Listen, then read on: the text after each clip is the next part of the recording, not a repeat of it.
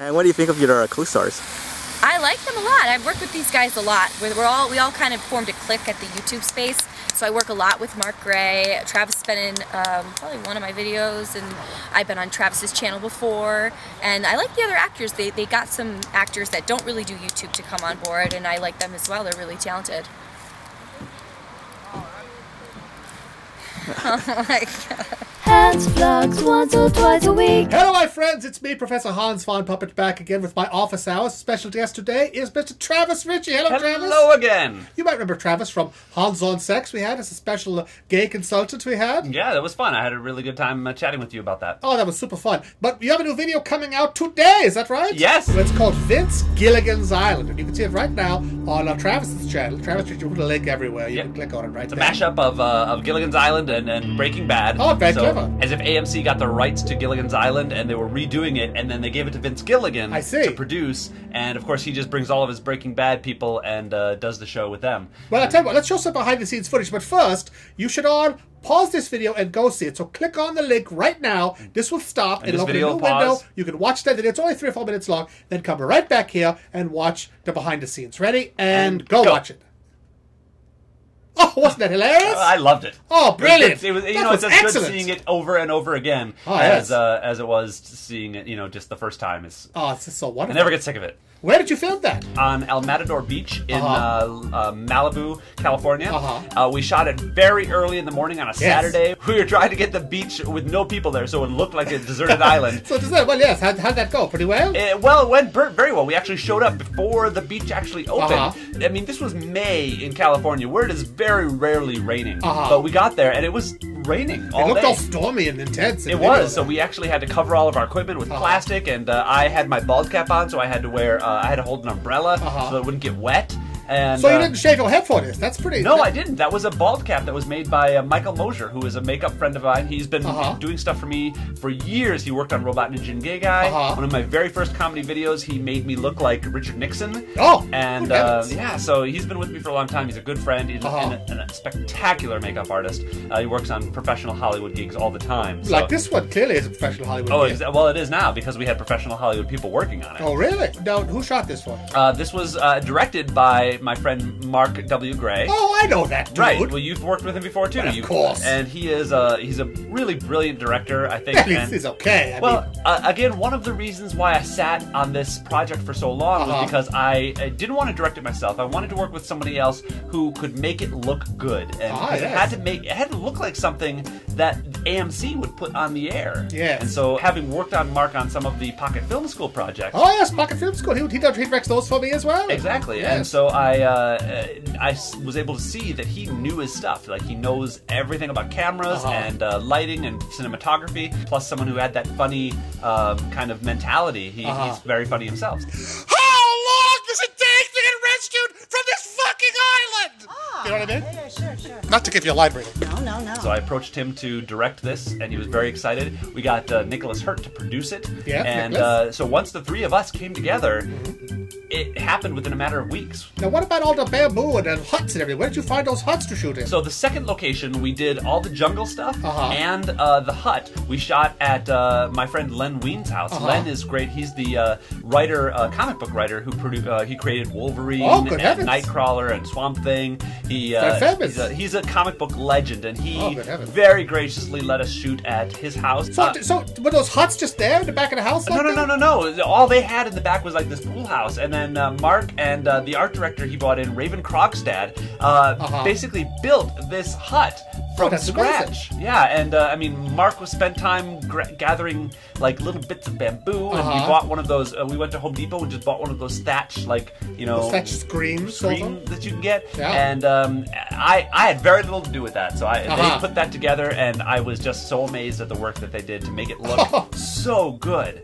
So where'd you get that? Where'd you get that gun? That was pretty impressive. Mark built that. Really? Yeah. That guy's a genius. Say hello to my little friend.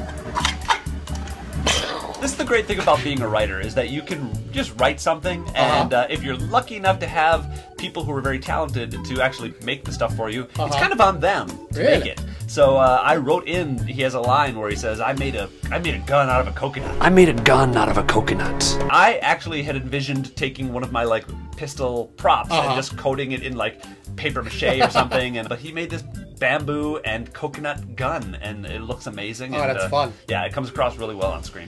So this is out now. What do you think's going to happen with it? Going to get a lot of views on this? I really hope so. Like, this definitely has the potential. If we can get enough people to share it initially, it should have some momentum of its own. Where it's definitely shareable. It's a mashup. People love those. It's a trailer, so it's easily digestible. You just pick it up and go.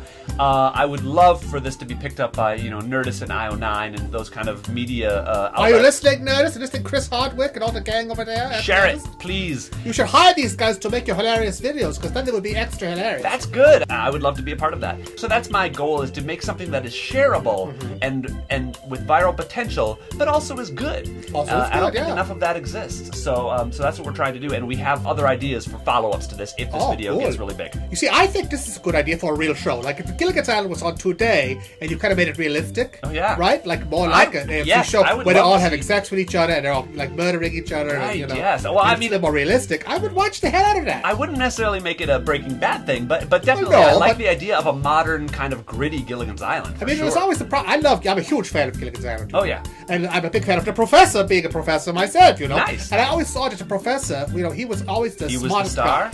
They would all be dead without him. Yeah, of course. Exactly. He's necessary. So I think it's cool that you put him at the center of this. That was exactly the idea, and it made sense with Walter White from Breaking Bad being a teacher. Yes. To have him be the professor and have the professor now be the star of the show. It's uncanny that no one has, that like Saturday Night Live has not put this together so far. You know what? I'm amazed, and honestly, the idea came last year during the Golden Globes when I think Vince Gilligan won an award for the show, and the idea popped into my head, Vince Gilligan's Island, and I was like, oh, and I immediately went to YouTube and searched for it, and it didn't exist. And I was like, well, I can't believe that nobody has done this before. I love those helicopter shots flying over the beach. Where'd you get those? Well, that was Mark too. Mark has a drone, and he actually at the last minute had to buy a new camera for his drone. But he went and he was able to shoot via remote, and it was so early no one was there yet, so we didn't get caught. We weren't, we were worried about getting in trouble a little bit, but no, it went off without a hitch, and the shoot was fantastic. Went very, very smoothly.